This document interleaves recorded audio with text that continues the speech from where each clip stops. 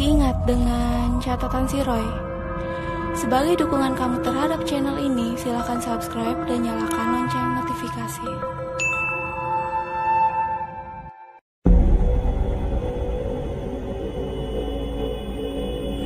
Hai, kali ini aku akan menceritakan sebuah kisah yang dialami oleh seseorang yang mengirimkan ceritanya melalui email. Jadi langsung aja ya. Panggil saja namanya Rudy. Waktu itu Rudy membeli atau menyicil salah satu rumah di perumahan pinggiran Cibubur yang gak terlalu mahal rumahnya. Ngomong-ngomong, Rudy ini masih single.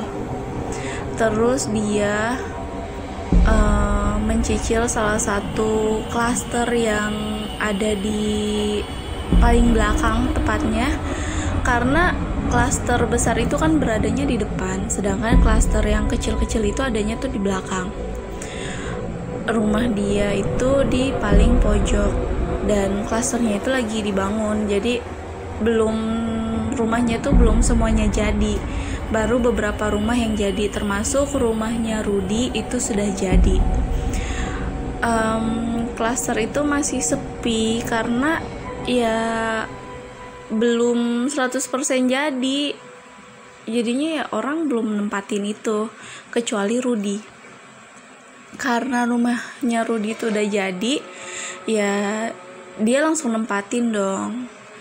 Terus juga dari klasternya dia itu ke pos security lumayan agak jauh dan agak gelap karena pos security itu adanya di depan. Jadi klasternya Rudy keluar dari klaster masih jalan menuju melewati jalanan untuk 2 mobil, tapi kanan kirinya tuh gelap. Kayak masih lahan kosong untuk klaster nantinya. Terus mungkin setengah kilo baru ada pos security, baru setelah itu klaster yang rumahnya tuh besar-besar.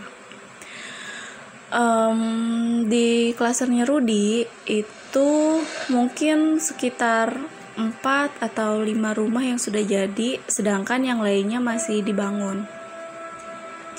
Dan yang sudah ditempati baru rumahnya Rudy aja, sedangkan yang lain ya belum ditempati, cuman sesekali nengok kayak gitu-gitu.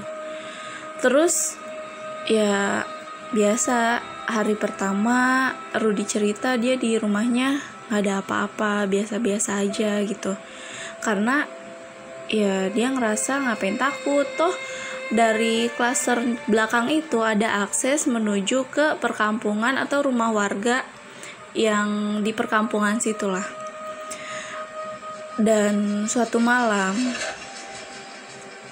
lagi gerimis, Rudy iseng kan, kayak dia lapar tapi di rumah gak ada apa-apa.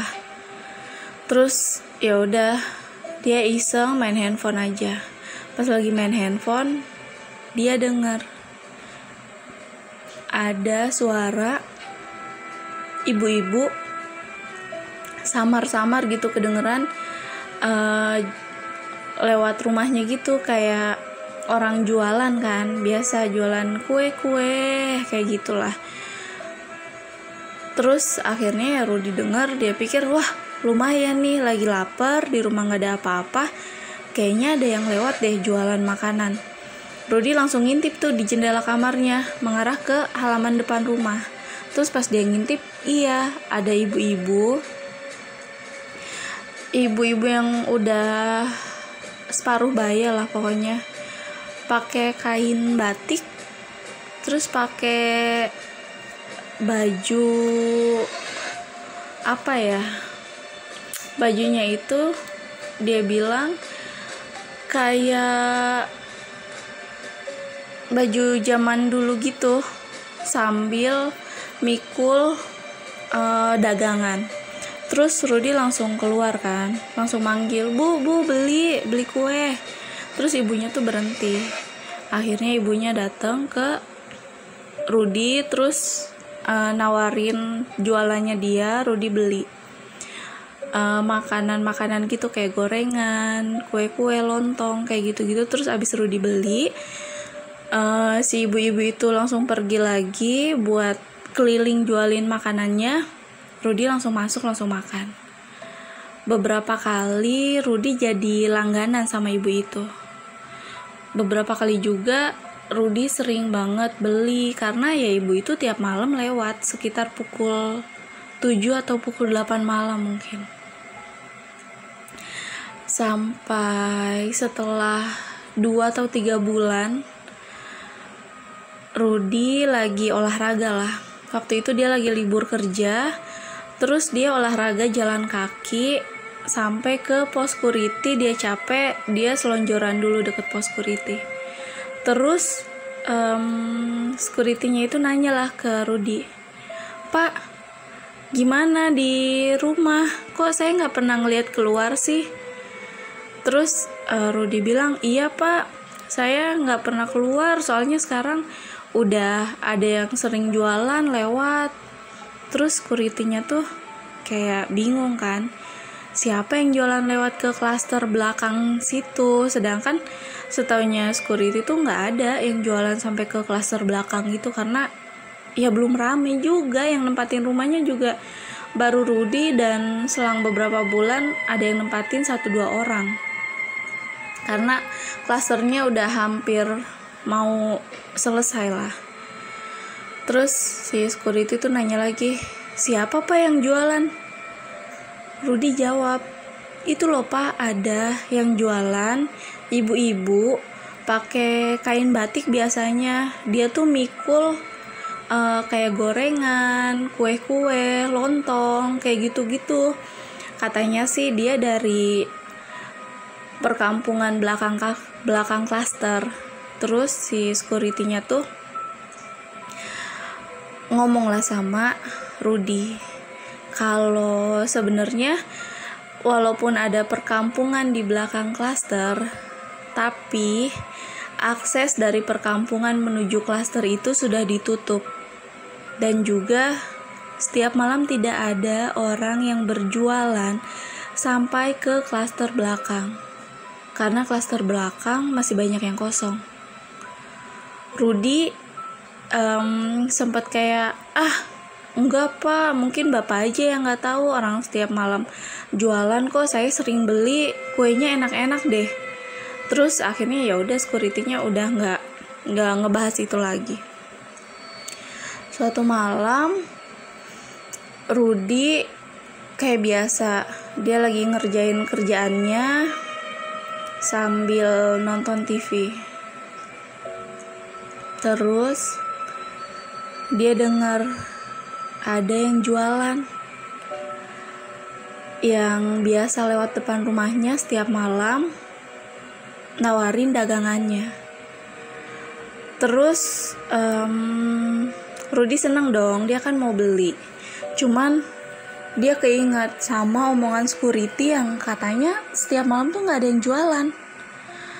Terus akhirnya Rudy buka pintu, dia tetap manggil si ibu itu karena ya Rudy gak mikir apa-apa, soalnya selama ini udah berbulan-bulan jadi langganan dan ya udah itu katanya warga kampung, bukan yang enggak.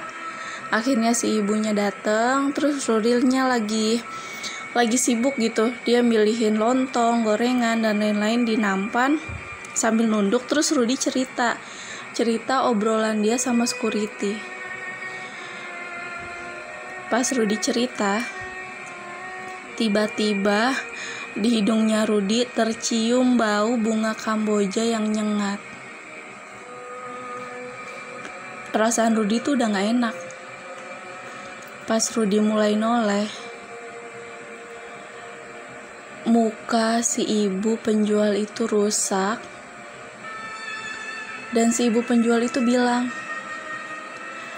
"Masnya udah tahu ya?" Seketika Rudy langsung lemas, langsung ketakutan sampai katanya tuh rasanya tuh kayak pengen kencing di celana, dan ya udah dia nggak sadar sampai akhirnya security kan suka ada yang keliling gitu untuk kayak ngawasin klaster kan, takut ada maling dan lain-lain. Terus akhirnya dibangunin security kayaknya menjelang subuh, karena katanya security nemuin Rudy lagi tiduran di depan rumahnya. Dan Rudy pun gak inget apa-apa. Dia cuma bilang